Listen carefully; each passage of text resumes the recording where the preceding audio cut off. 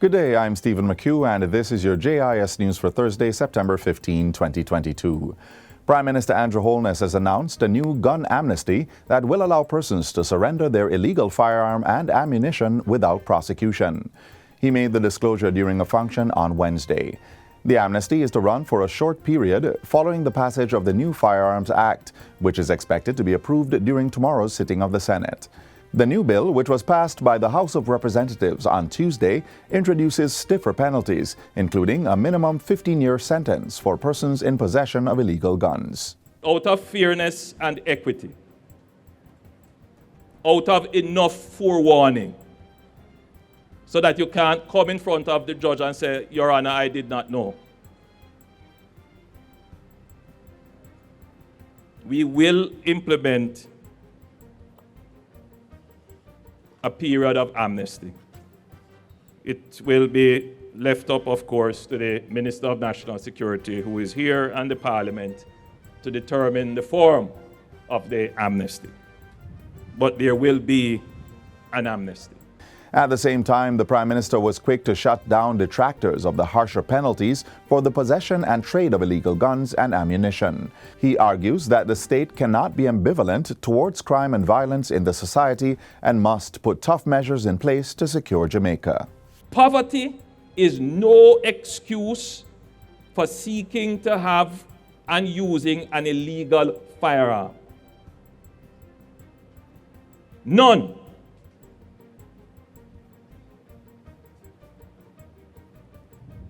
There are no freedom fighters here.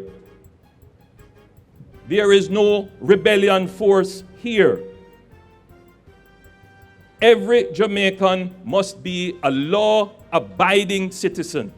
Meanwhile, 328 new constables have been added to the ranks of the Jamaica Constabulary Force, JCF. The constables were presented on Wednesday during a graduation ceremony at the National Police College of Jamaica in Twickenham Park, St. Catherine. Prime Minister Andrew Holness commended the new recruits for answering the call to serve and protect. He says the state is on a deliberate recruitment drive to expand the JCF's membership and bring it in alignment with the size of Jamaica's population and the threats facing the country.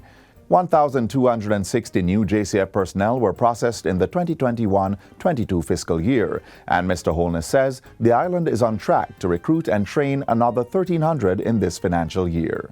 Our recruiting strategy is working. We have expanded the number of training campuses that we have. We have improved and expanded our training capabilities. And we have put in place a very robust system of attracting persons to the ranks of the JCF.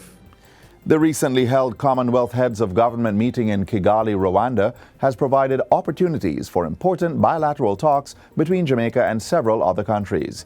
That's according to Minister with Responsibility for Information, Robert Morgan, who was responding to questions about the visit during Tuesday's sitting of Parliament.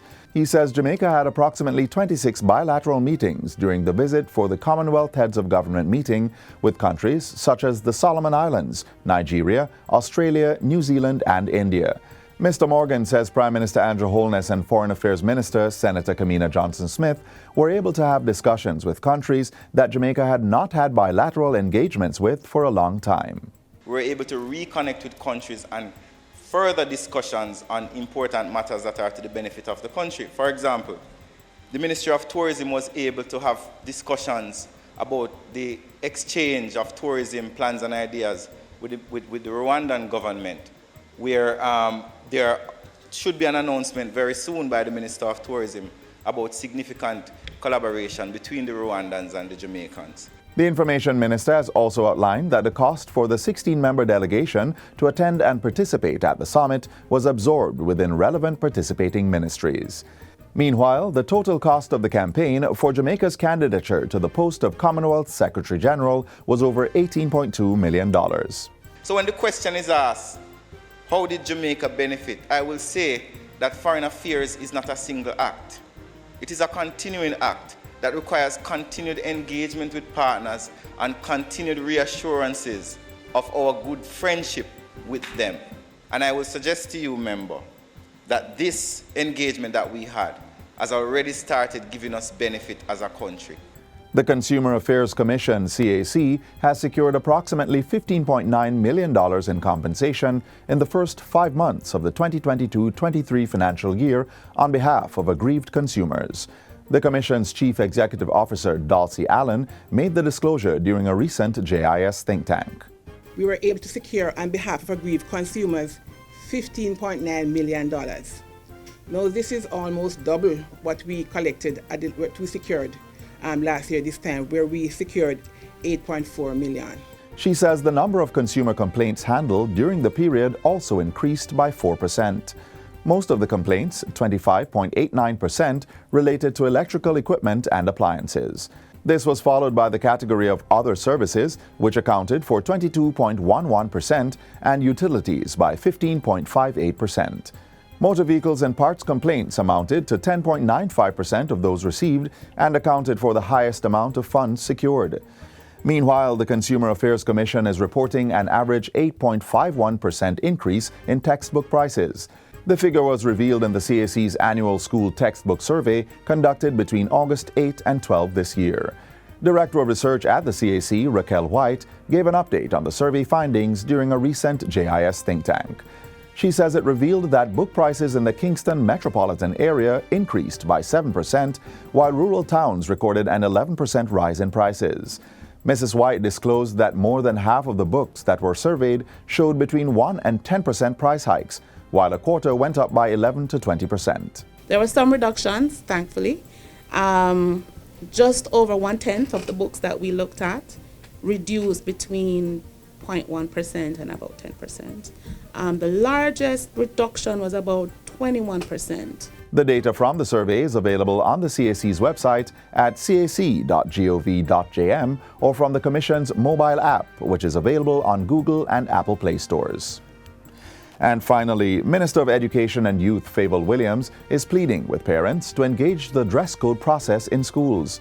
Her remark comes in response to the commotion that occurred on Monday at Godfrey Stewart High School when students were turned away for violating the dress code. Parents objected to the school's rules about the length of pants and skirts worn by the students. Minister Williams addressed the matter while speaking to school leaders and students at the official start of the 2022-23 school year at Cedar Grove Academy on Tuesday. She voiced support for administrators who advocate for school discipline and said parents must engage to have their input factored in making the rules.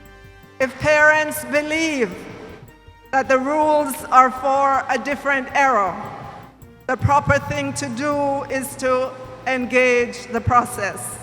Attend PTAs, parent-teacher consultation meetings, speak to the principal. And that's it for JIS News Today. I'm Stephen McHugh. Thanks for watching.